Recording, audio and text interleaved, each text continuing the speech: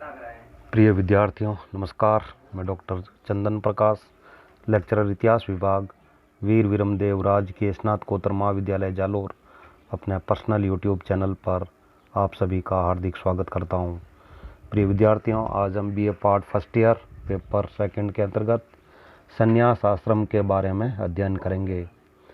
मनुष्य के जीवन का अंतिम भाग 75 वर्ष की आयु से 100 वर्ष अथवा इसके बाद तक संन्यास आश्रम के अंतर्गत रखा गया था। वानप्रस्थ आश्रम के बाद संन्यास आश्रम प्रारंभ होता था। पुरुषार्थ के अंतिम लक्ष्य अर्थात मोक्ष की प्राप्ति संन्यास आश्रम के माध्यम से ही संभव थी। सन्यासी को भिक्षु भी कहा गया है, यति भी। विष्णु पुराण में उसे परिवार तथा धर्म सूत्रों में परिवारजक कहा गया है। वैदिक ग्रंथों में उसके लिए यति शब्द का प्रयोग किया गया है। सूत्र काल में संन्यास और भिक्षु शब्द का प्रचलन होने लगा।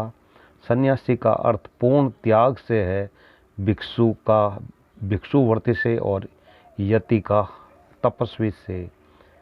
मनु के अनुसार अपनी वय के तीसरे भाग को वानप्रस्थ में बिताकर परिवारजक बनना चाहिए। मोक्ष प्राप्ति के लिए संन्यास आश्रम को की आवश्यकता थी, किंतु अनुत्तरदायी व्यक्ति ग्रस्त जीवन के कर्तव्यों का पूर्णतः पालन न करने वाला संन्यास आश्रम को अपनाने का अधिकारी नहीं था। सन्यासी का जीवन। संन्यास आश्रम का मूल उद्देश्य मोक्ष की प्राप्ति थी, अतः मोक्ष की प्राप्ति के लिए अत्यंत साधना और तपस्या की आवश्यकता थी। संन्यास आश्रम में व्यक्ति पूर्ण रूप से निर्लिप्त भाव होकर मोक्ष प्राप्ति के कार्यक्रम में लगता था और अपनी आत्मा को ब्रह्म की ओर लगाता था।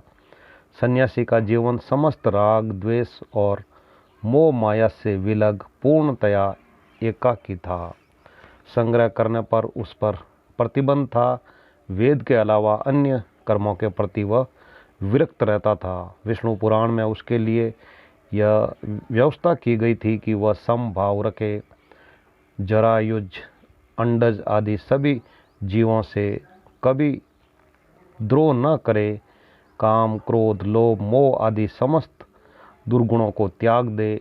महाभारत के अनुसार वह अग्नि, धन, पत्नी और संतान के प्रति हमेशा अनासक्त रहे।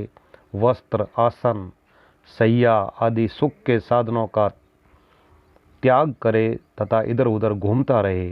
कांचन और पाषाण, शत्रु और मित्र आदि सब उसकी दृष्टि में समान हो। मनु ने उसके लिए निरपेक्ष और एकाकी जीवन व्यतीत करने के लिए निर्देश दिया है। शास्त्रकारों की मान्यता थी कि सांसारिक वस्तुओं से अनासक्त होने पर ही उसे ज्ञान की प्राप्ति हो सकती थी। वह चलते समय इधर उधर दृष्टि नहीं डालता था, बल्कि वह अपने पैरों की ओर दृष्टि गड़ाकर भूमि की ओर देखता हुआ चलता था, अतः वह कोकुटिक कहा जाता था। मनु ने वास्तविक और सही सन्यासी उसे स्वीकार किया है जो लौकिक अग्नि से रहित, गृहहीन, शरीर के रोगग्रस्त होने पर भी अपनी चिकित्सा का प्रबंध न करना, स्थिर बुद्धि, ब्रह्म का मनन करने वाला और ब्रह्म में भाव रखने वाला हो। इन्हीं गुणों से संपन्न सन्यासी गांव में भिक्षा के लिए जा सकता था। महाभारत के अनुसार उसके लिए यह अनिवार्य था कि वह क्रोध, मोह का परित्याग कर अहिंसा, सत्य, अस्तेय, ब्रह्मचर्य, अपरिग्रह, शौच यानी पवित्रता, संतोष, तप, स्वाध्याय और ईश्वरीय प्राणिधान नियमों का पालन करे। कौटिल्य के अनुसार इंद्रिय निग्रह के साथ उसके लिए जितेंद्रिय होना भी आवश्यक था। मत्स्य पुराण में भी लिखा है कि जितेंद्रिय ही वास्तविक भिक्षु था। मनु का कथन है कि सन्यासी के लिए इंद्रियों पर नियंत्रण रखना आवश्यक था, अतः वह विषयों की ओर आकृष्ट होती हुई इंद्रियों को अल्प भोजन और एकांतवास से रोके। इंद्रियों को अपने अपने विषयों से रोकने से, राग और द्वेष के त्याग से तथा जीवों की अहिंसा से मुक्ति का मार्ग प्रशस्त होता था। मत्स्य पुराण में उसे उतना ही भोजन करने का निर्देश दिया गया है जितने से उसकी प्राण शक्ति बनी रहने में समर्थ होती है। मनु ने उसे दिन में केवल एक बार भिक्षा ग्रहण करने का निर्देश दिया है, क्योंकि भिक्षा में आसक्त रहने वाला व्यक्ति विषयों में भी आसक्त हो सकता था। भ्रमणशीलता भिक्षु का प्रधान गुण था तथा परिवारजक इसी श्रेणी में आते थे। वह गांव में एक रात्रि और नगर में 5 रात्रि से अधिक निवास नहीं करता था। यह नियम इसलिए था कि वह मोह, पास और सांसारिक प्रपंच में फिर से न फंस जाए। सही अर्थों में भिक्षु वही था जो बिना घर बार के विभिन्न स्थानों का भ्रमण करता था। शारीरिक कष्ट होने के बावजूद उसे भ्रमण करना अनिवार्य था। संन्यास का प्रचलन प्राय ब्राह्मणों में ही अधिक था। वैसे बौद्ध और जैन धर्म से संबंधित भिक्षु सन्यासी के रूप में विद्यमान थे। रामायण और महाभारत में क्षत्रिय और वैश्य सन्यासियों के विषय में कोई विवरण नहीं मिलता। शूद्रों के लिए तो केवल गृहस्थ आश्रम ही विहित था। महाकाव्य काल के प्राय सभी सन्यासी ब्राह्मण थे। महाभारत में तो ब्राह्मण और सन्यासी को पर्यायवाची अर्थ में प्रयुक्त किया गया है।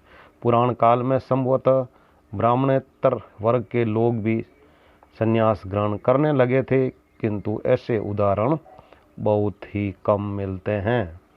पूर्व मध्य युग में भी संन्यास का प्रचलन था। भारत आए अरब यात्रियों ने सन्यासी जीवन के बारे में विस्तार से लिखा है। अरब यात्री सुलेमान ने लिखा है कि भारत में ऐसे लोग भी हैं जो सदा पहाड़ों और जंगलों में घुमा करते हैं और लोगों से बहुत कम मिलते जुलते हैं। जब भूख लगती है तब वे लोग जंगल के फल या घास पात खा लेते हैं।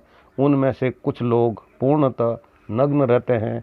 हाँ, चीते की खाल का एक टुकड़ा उन पर अवश्य पड़ा रहता है। मैंने इसी प्रकार के एक यात्री को धूप में बैठे हुए देखा था। 16 वर्ष बाद जब मैं फिर उस ओर से गुजरा तब भी मैंने उसको उसी प्रकार उसी दिशा में देखा। मुझे आश्चर्य है धूप की गर्मी से उसकी आंखें क्यों न बह गई।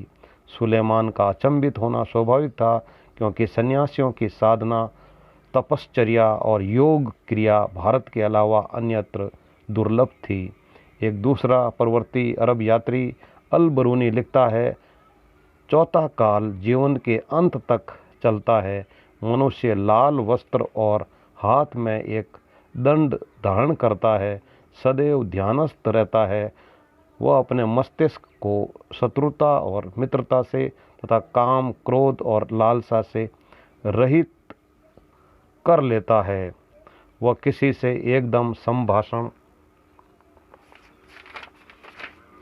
नहीं करता। किसी स्वर्गीय पुरस्कार प्राप्ति के निमित्त जब वह विशेष गुण युक्त स्थानों पर भ्रमण करता है तब वह मार्ग के गांव में 1 दिन से अधिक और नगर में 5 दिन से अधिक नहीं ठहरता। अगर कोई उसे कुछ देता है तो वह दूसरे दिन के लिए उनमें से नहीं बचाता। मुक्ति मार्ग की चिंता करने और जहाँ से इस संसार में लौटना नहीं होता, उस मोक्ष तक पहुँचने के अतिरिक्त उसके पास दूसरा कोई कार्य नहीं था।